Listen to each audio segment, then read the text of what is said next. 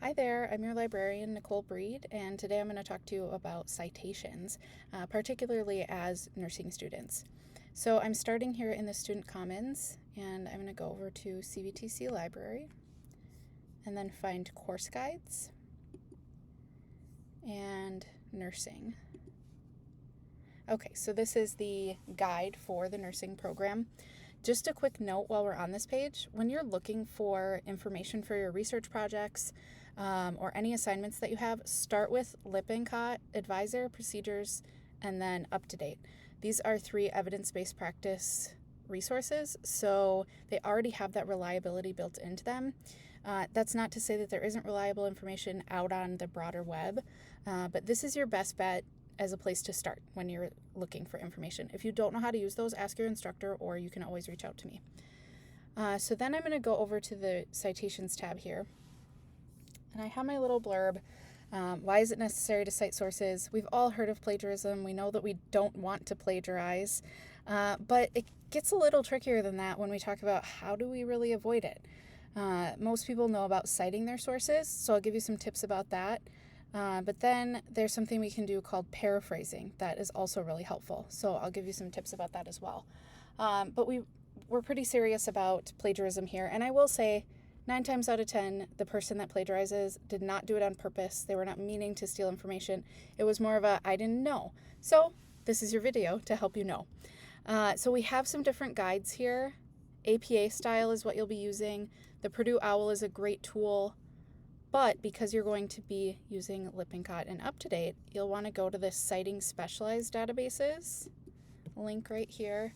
It goes to a document that specifically shows you how to cite these 3 tools, just because this still is APA citation, but they follow a little bit different format. If you plug these in to, like, on the Purdue OWL, there's like a citation creator. It will not give you the right thing most of the time. So this is what you want to follow when you're using Up to Date or Lippincott. And it has different examples. General format, you're going to get used to in-text citations. That's when you're citing something right after you put it into your paper or your project. But this is a really good tool.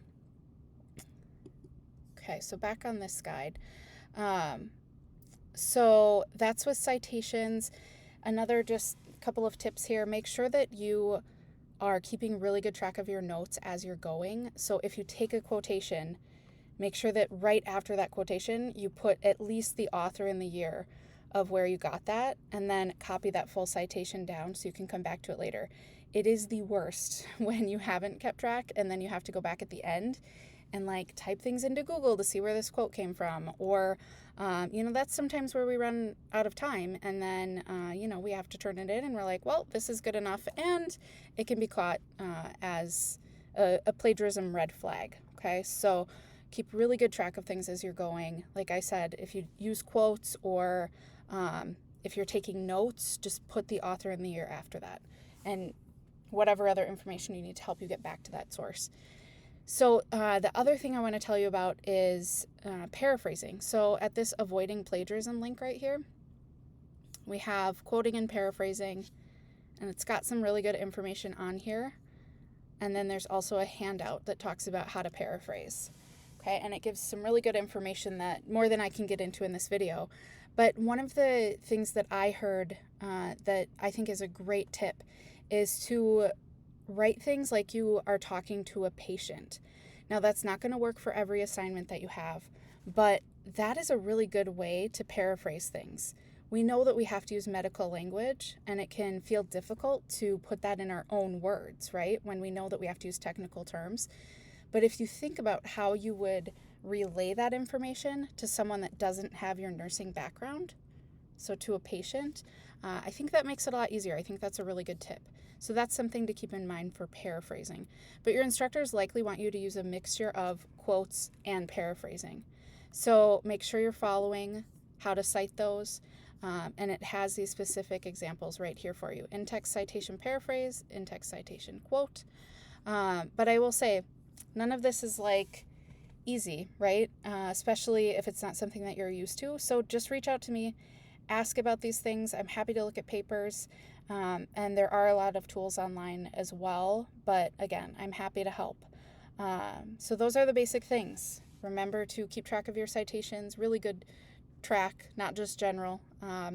And then think about paraphrasing like you're speaking to a patient. And then use the tools that you have, like UpToDate, Lippincott, and this page right here for citations. All right, if you have any questions, please do get in contact with me. Otherwise, happy researching.